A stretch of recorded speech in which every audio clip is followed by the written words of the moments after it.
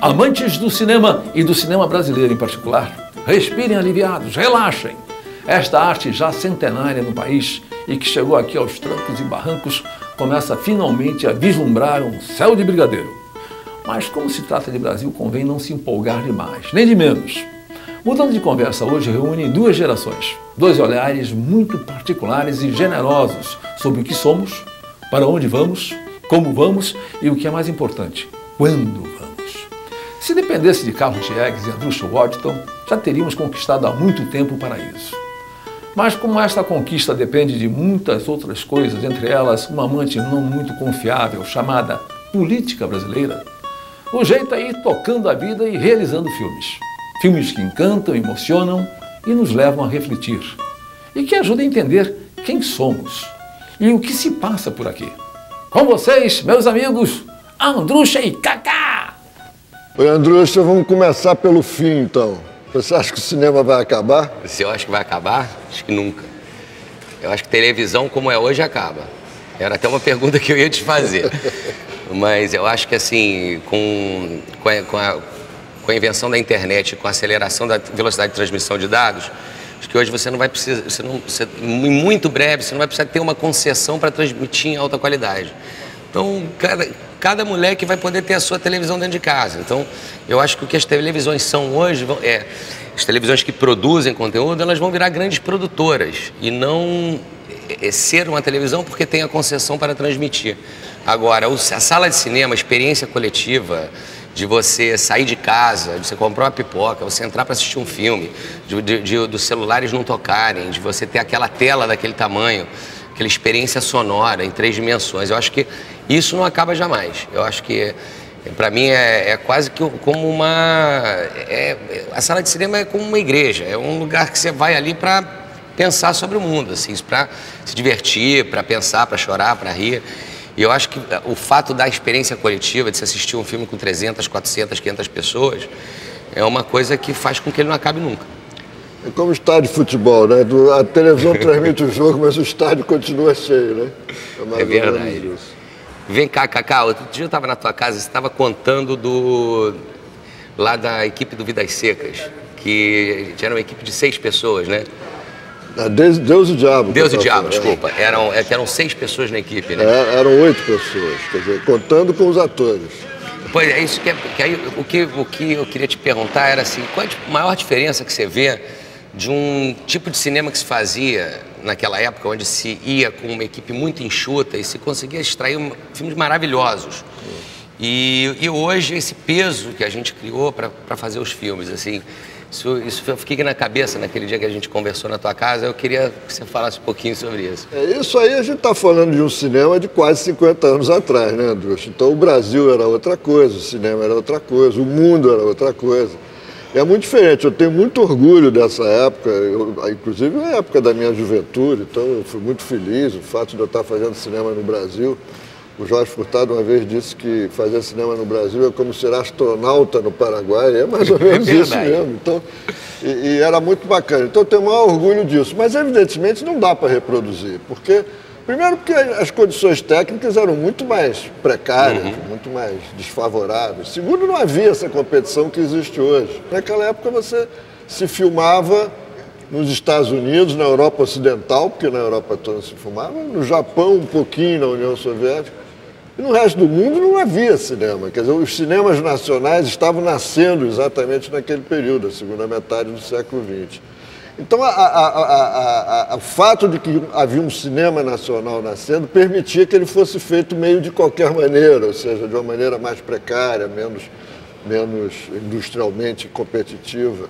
Isso hoje é impossível, isso não há condição de você fazer um filme hoje com 8 pessoas, como Deus e o Diabo foi feito com 8 pessoas, na época a superprodução era os Fuzis do Rui Guerra, que tinha 12, 14 pessoas no elenco.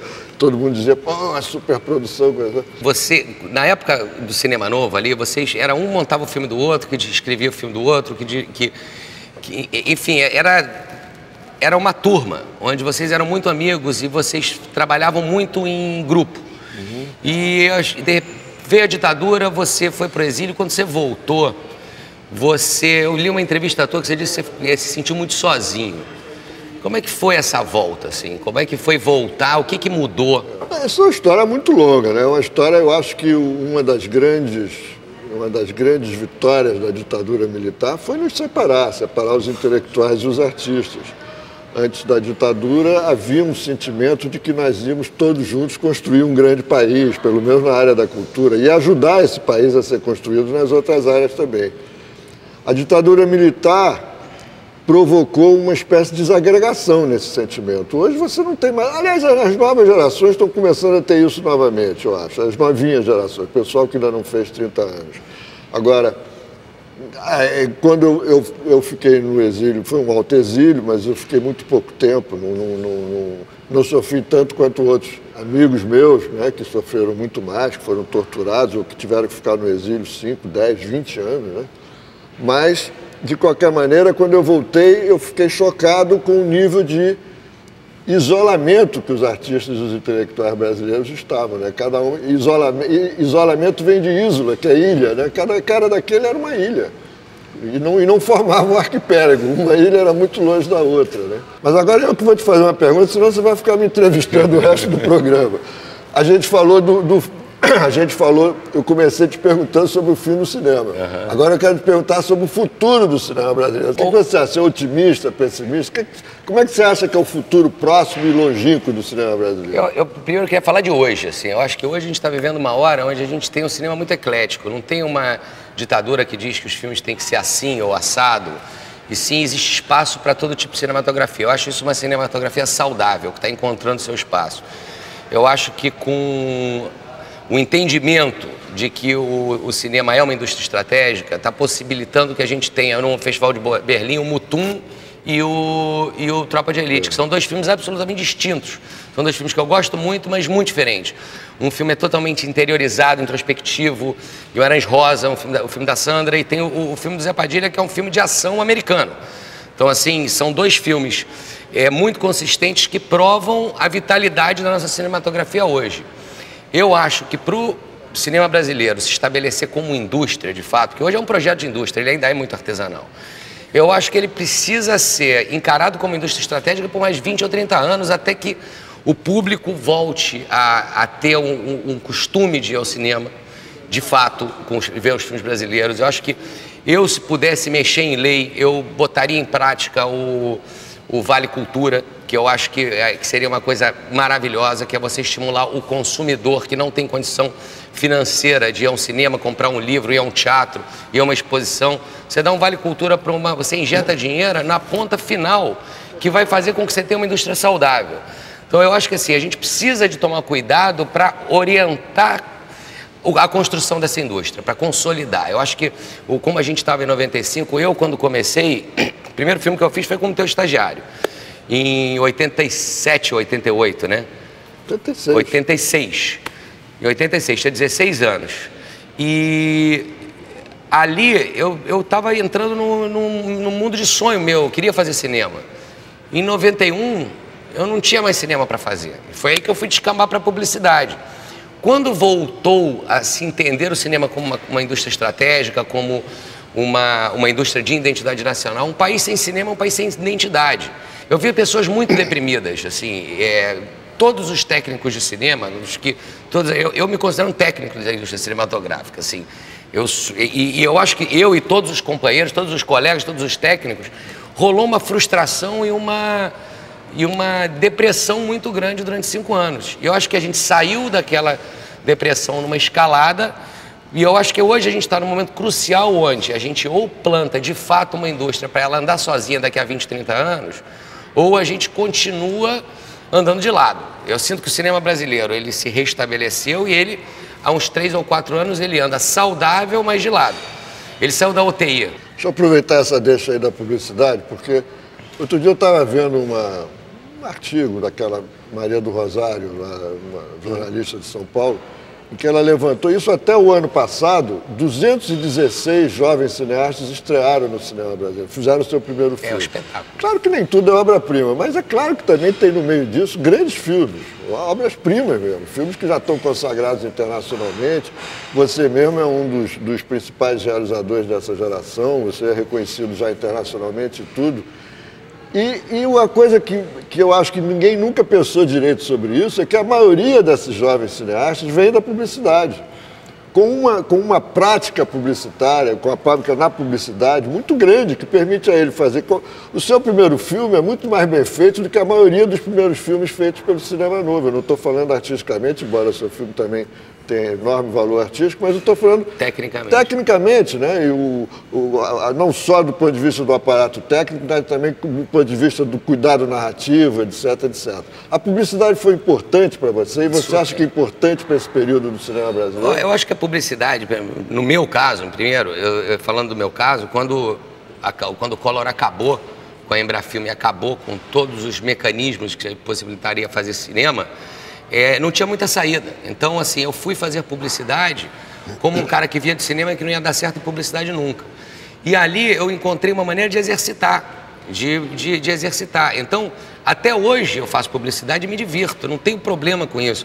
Eu gosto de ir para um set de filmagem, é como se meu sangue precisasse ligar a câmera, assim. Então, eu acho que a publicidade, ela te dá possibilidade de você lidar com todos os recursos técnicos que você pode ter, de inventar uma maluquice, você tem dinheiro para fazer.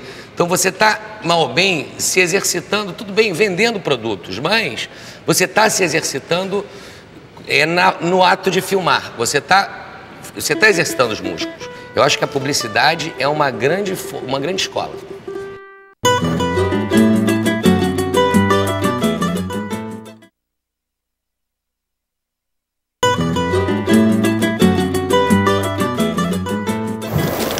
Ducha, vamos falar de uma coisa que está aí super em cena, né? Que está aí nas primeiras páginas, o prêmio do Tropa de Elite, que foi muito importante para o cinema brasileiro.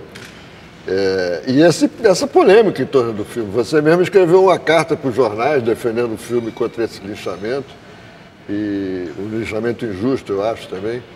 Mas eu queria saber um pouco a sua opinião sobre Tropa de Elite e essa carta, que foi uma carta que provocou também muita polêmica.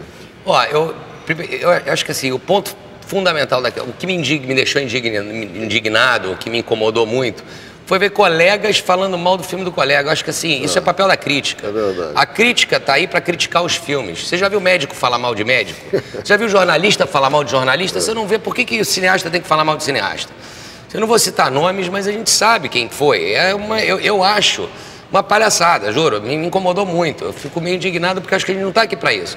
A gente quer que os filmes sejam bem-sucedidos, sejam eles assim, assado, ou assado mais BX, e não interessa a forma que cada filme tenha. Cada filme tem o seu caminho, tem uma ideologia por trás, tem uma forma pela frente, e assim, em relação ao filme, eu gosto do Tropa de Elite, eu acho um filme bem feito, bem realizado, um filme que tem pegada, que toca em assuntos incômodos, que toca na guerra civil que a gente vive hoje. Então, assim, acho que é um filme diferente de Cidade de Deus, acho que ele tem uma outra levada, acho que é um filme consistente, de peso, mas a minha carta não era uma ode ao filme. Isso aí, porque não é meu papel fazer ode ou colocar o filme para... Eu não gosto de quem fala...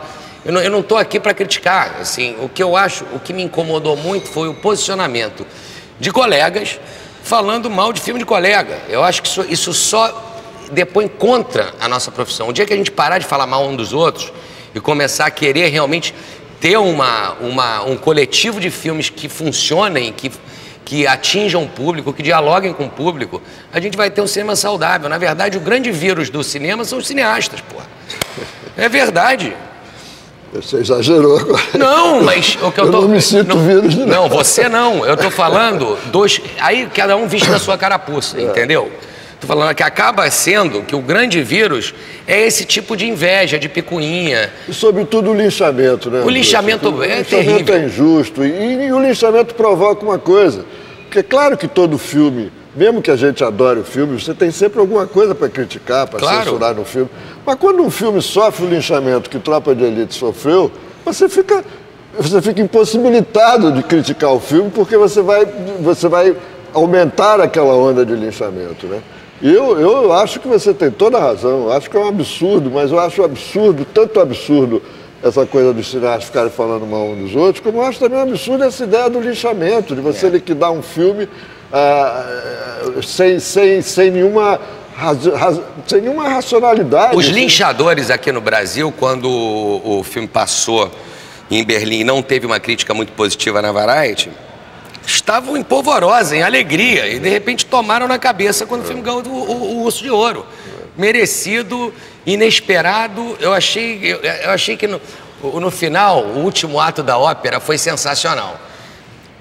Deixa eu pegar aqui uma perguntinha. Eu tenho mais uma, né? Ah, não. Você te criou uns termos, né? O culto ao pessimismo, patrulha ideológica. Eu sou um bom publicitário, né? Não, espetacular. Eu queria saber qual seria a tua crítica à sociedade moderna, à sociedade de hoje, contemporânea, assim. O que você acha que está impedindo a gente de caminhar? Quer dizer, como você vê o cinema brasileiro hoje? E o país? Olha, papo longo esse, mas eu vou simplificar.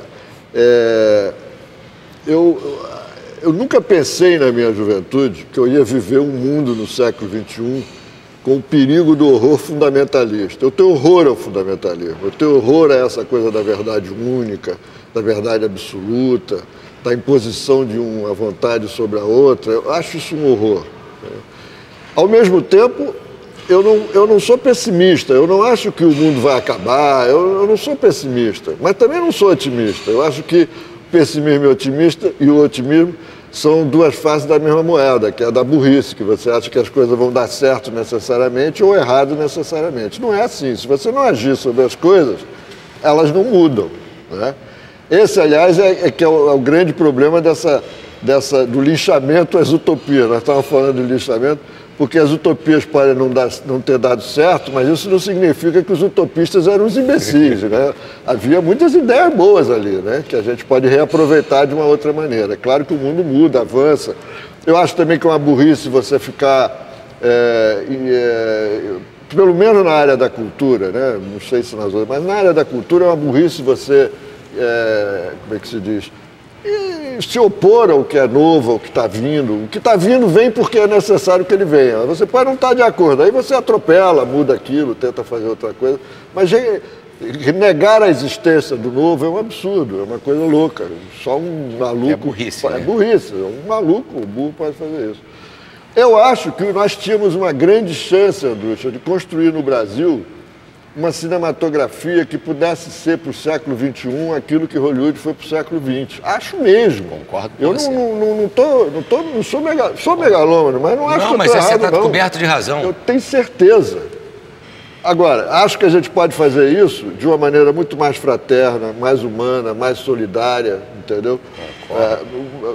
Nós podemos realmente fazer isso, porque nós temos um país que tem condições de fazer isso. Não é nacionalismo, não, é reconhecimento da realidade. É lógico. Entendeu? A diversidade que você falava há pouco, que é uma maravilha. A melhor coisa que tem no cinema brasileiro hoje é que você pode ver um filme como Eu, Tu, Eles, um filme que você fez, lindo, que eu adoro, e ao mesmo tempo ver também Tropa de Elite, que é uma barra pesada, mas que também serve para a gente entender o que está acontecendo em torno das nossas vidas. Então o país tem isso, tem essa diversidade, tem esse show de multietnias, né? Uma pluralidade potencial e natural no país que pode permitir a gente de construir uma grande cinematografia nacional. Agora, o Brasil o Brasil, a gente gosta do Brasil, mas gosta como quem gosta de uma vadia, né? Porque está sempre traindo a gente, está sempre frustrando a gente de alguma coisa. Mas você quer que aquela vadia dê certo, a vadia não dá certo, porque ela vive traindo você. Mas eu acho que, como o Brasil vive nos frustrando, vive nos traindo, pode ser que nós não realizemos, mais uma vez, não realizemos essa nossa vocação, como tantas outras vocações que nós temos e tínhamos e não estamos realizando, né? Então nós vamos ficar com essa vocação frustrada. Mas eu insisto, eu acho que nós temos uma chance de construir no século XXI uma cinematografia nacional tão poderosa, tão vicejante, tão fértil e tão oportuna para a história da humanidade como foi Hollywood no século XX. E era o que eu estava falando dessa coisa do momento crucial que a gente está. A gente tem que parar de andar de lado. A gente precisa resgatar o espírito de grupo e colocar isso junto com a indústria. E com isso fazer o negócio explodir. Parar de andar de lado e andar para cima. Agora eu queria saber, e o país? Extra cinema, extra arte, qual é a tua visão do país hoje? O país, o Brasil, como eu disse há pouco, frustra muita gente, né? O Brasil, a gente pensa que vai para um lugar, não vai para outro. Eu vi isso a minha vida inteira, né? A gente está sempre na expectativa de um futuro que não chega, né? O Brasil é o país do futuro, mas cadê que esse futuro não chega? Eu, às vezes, penso que o futuro já passou e a gente não viu direito, entendeu?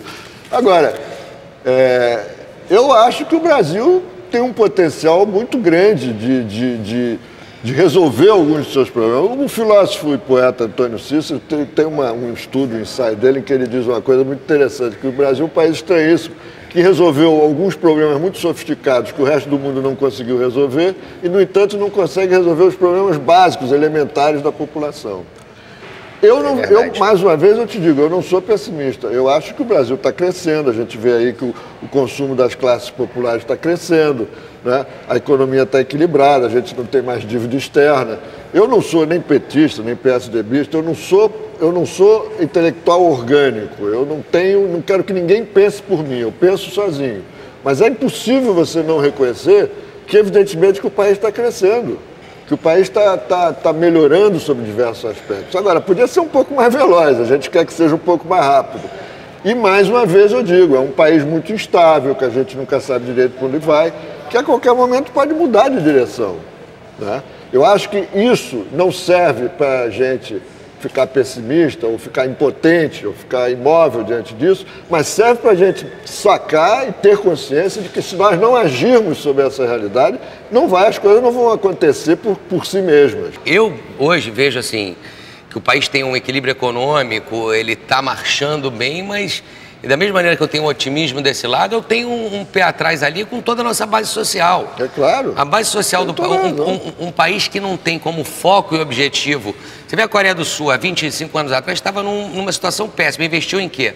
Na cabeça, em educação. Hoje o país está, cresceu, surgiu. Por quê? Porque investiu na educação das pessoas. Uma nação sem educação não vai a lugar nenhum. Sem saúde, sem...